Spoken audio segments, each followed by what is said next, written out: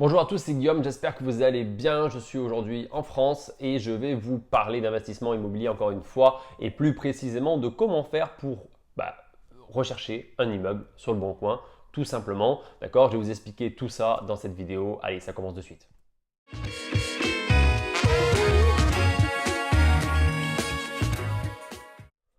Donc voilà, dans cette vidéo, je vais vous parler de comment faire pour chercher sur le bon coin et comment faire surtout pour trouver un immeuble sur le bon coin. Je vais vous parler de ma méthode, d'accord, qui n'est pas forcément une méthode très secrète, mais simplement, je vais vous expliquer comment je fais, moi, pour chercher. Je ne dis pas que c'est la meilleure méthode, mais en tout cas, c'est celle que j'utilise. Contrairement à beaucoup de gens, euh, je n'automatise pas vraiment cette recherche. D'accord. Il y a beaucoup de gens qui utilisent des alertes, ce genre de choses, d'accord, qui vont vous permettre de recevoir facilement et régulièrement, sans trop vous fatiguer, des produits, d'accord, des produits qui vont correspondre à vos critères. Moi, aujourd'hui, je ne fais pas comme ça. Pourquoi? Premièrement, je ne fais pas comme ça parce que mes critères sont relativement larges, d'accord? J'ai des critères qui sont très larges, donc si je devais faire comme ça, je recevrais énormément, d'accord? Énormément d'annonces. C'est ce que j'ai commencé à faire il y a quelques années.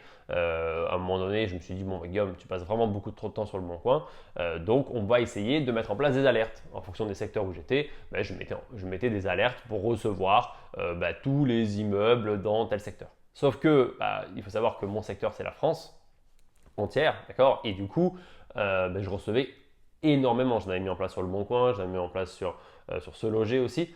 Je recevais énormément de mails de leur part, mais du coup, j'étais complètement débordé en fait. C'est-à-dire que le problème, c'est que ces mails arrivaient à des moments où je n'avais pas forcément envie de chercher. Donc, en général, je les mettais de côté. Et puis, j'ai commencé à accumuler ces mails. Et puis, du coup, j'avais même pas envie de les regarder. Au final, je me retrouvais à aller sur le Bon Coin directement et à faire ma recherche moi-même. Tout simplement parce que je suis du genre comment dire, à, chercher. Quand j'ai envie de chercher un produit, je le fais moi-même, d'accord. Et j'ai pas envie de recevoir un mail en me disant, tiens, c'est le moment pour chercher. Non, voilà.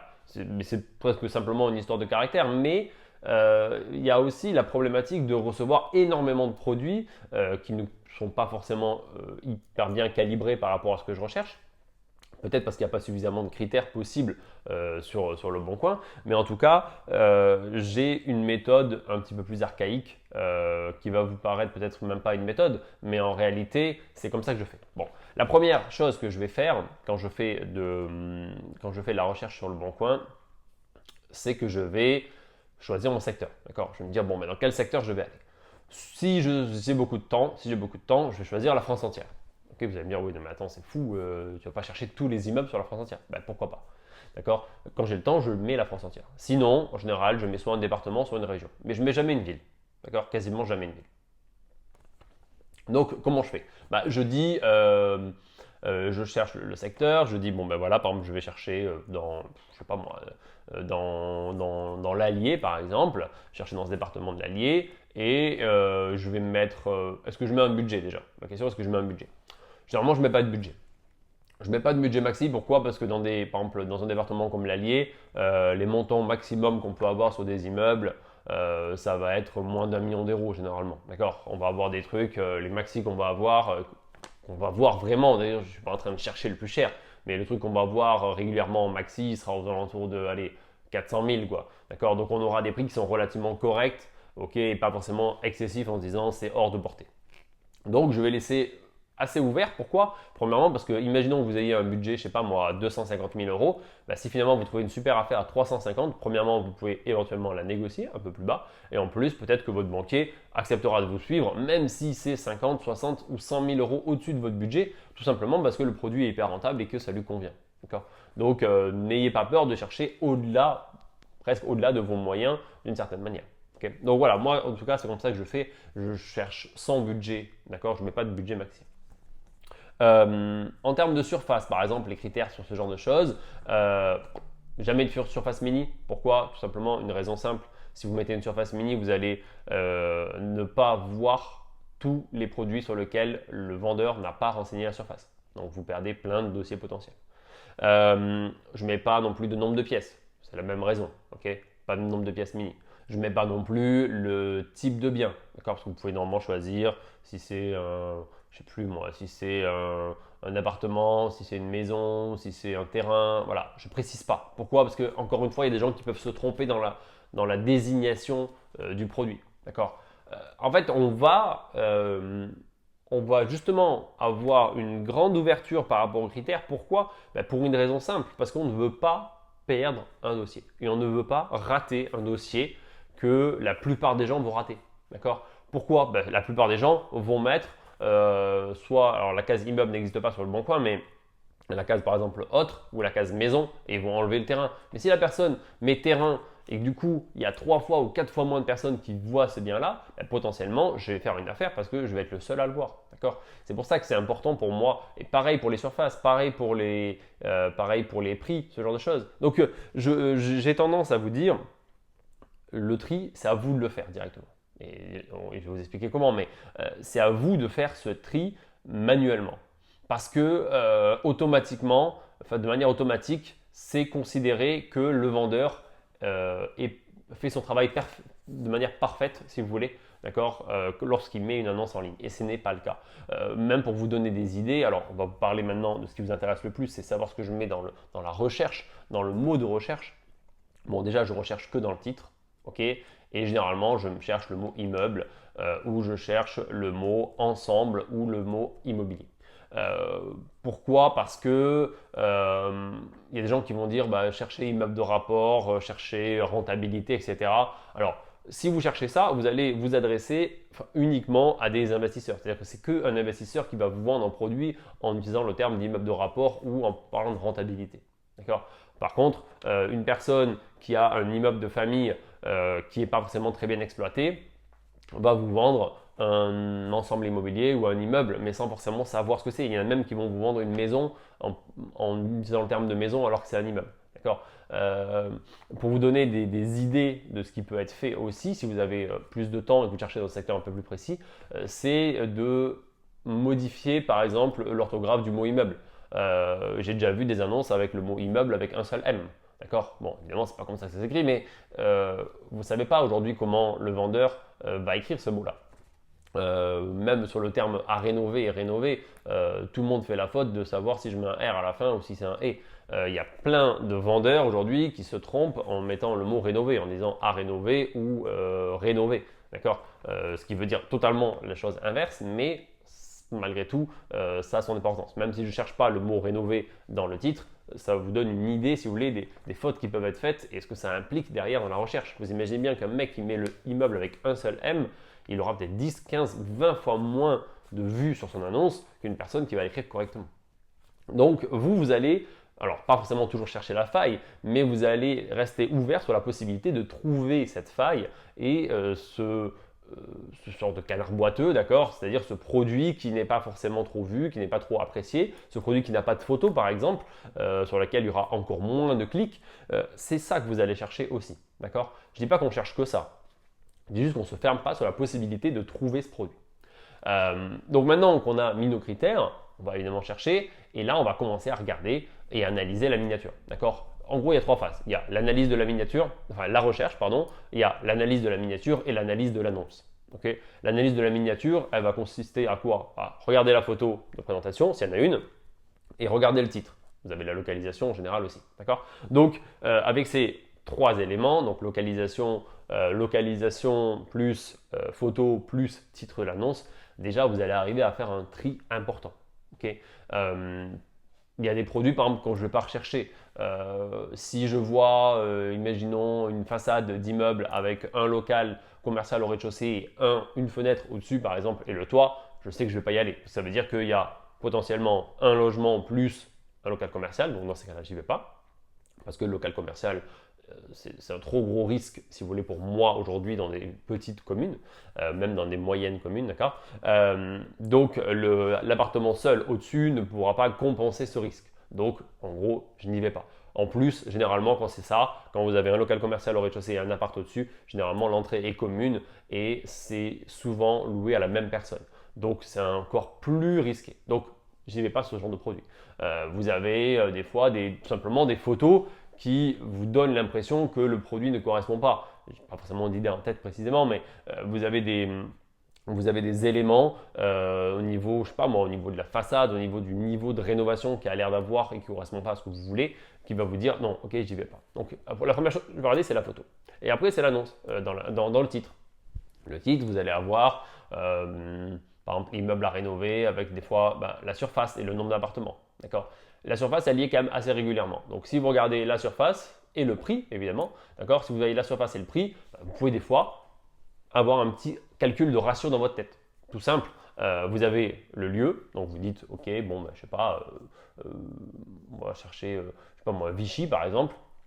J'ai un lieu Vichy, d'accord. Je regarde la surface, puisqu'elle est souvent indiquée dans le titre. Je vois 300 mètres carrés, et je me dis maintenant, je vais regarder le prix.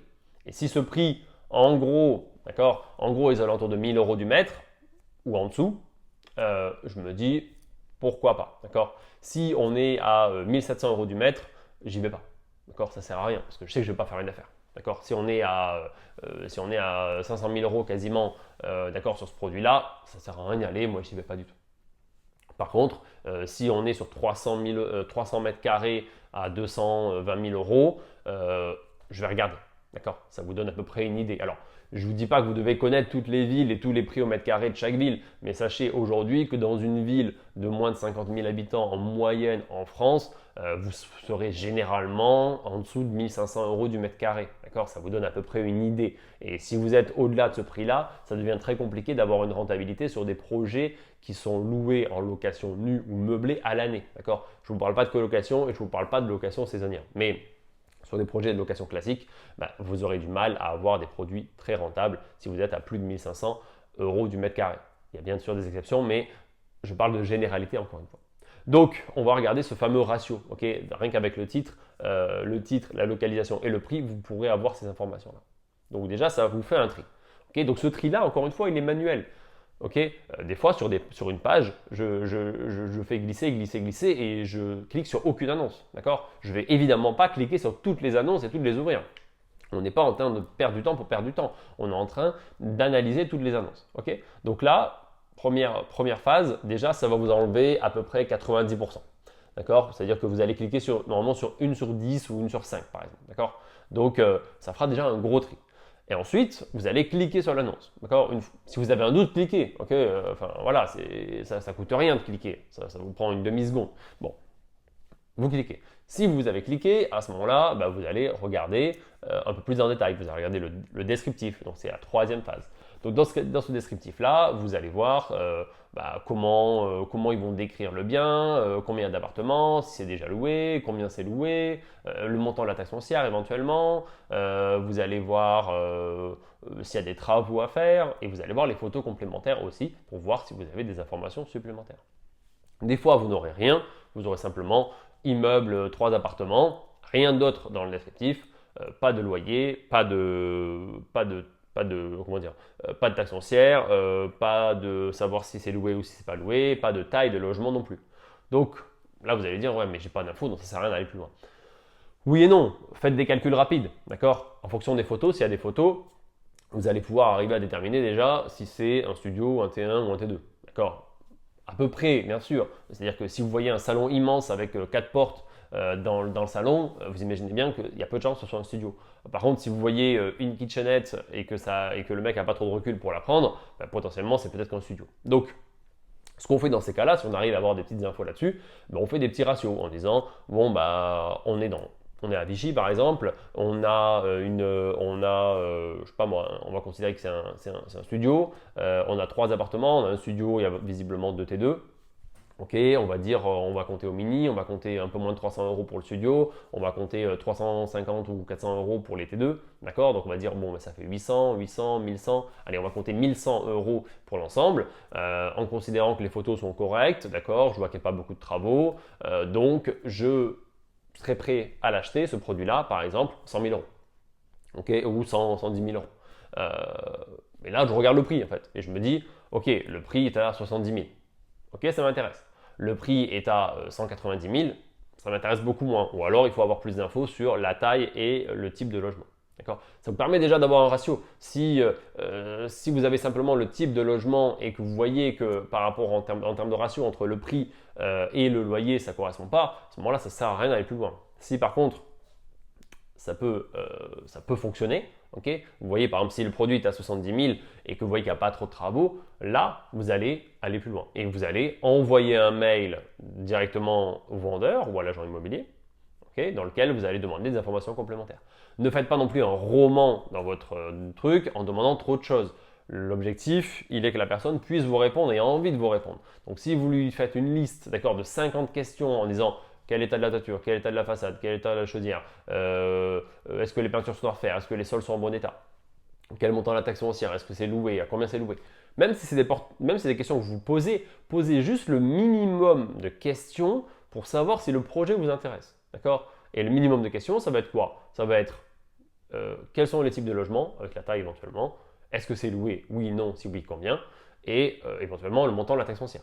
D'accord? Mais ne vous embêtez pas à poser plein de questions qui vont faire que le vendeur va vous envoyer bouler. Donc, ça, c'est une problématique, d'accord? Et surtout, la problématique, c'est de ne pas avoir donc de réponse.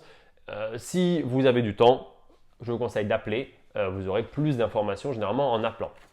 Sachez que sur les mails que vous envoyez, vous aurez environ une réponse sur 2 ou une réponse sur 3 à vos mails.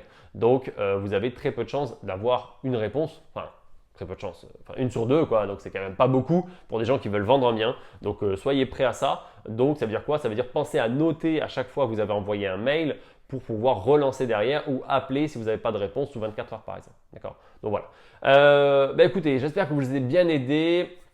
En tout cas, si vous voulez aller plus loin sur la recherche d'immeubles sur le Bon Coin, on a fait un webinaire sur cette thématique. Je vous laisse trouver le lien en dessous de cette vidéo. C'est une vidéo qui doit durer 1h30 à peu près. Donc, je vous laisse cliquer en dessous pour découvrir ce lien. Donc, en fait, dans cette vidéo, je filme mon écran directement et je vous montre comment je fais pour chercher un bien directement sur le Bon Coin. D'accord? Donc, c'est juste pour vous donner une idée. Sur ce, si vous n'avez pas encore téléchargé le tableur pour estimer vos travaux, il est également en lien dans le descriptif sous cette vidéo. Donc, n'hésitez pas à le télécharger, c'est gratuit. Pensez également, si ça vous a plu, à mettre un pouce bleu et à vous abonner à la chaîne. Si ce n'est pas encore fait, n'oubliez pas la petite cloche qui vous permet de recevoir des notifications dès que je sors une nouvelle vidéo. Sur ce, j'espère que ça vous a plu, que ça va vous aider dans vos recherches sur le Bon Coin. Sur ce, à très bientôt. Ciao, salut!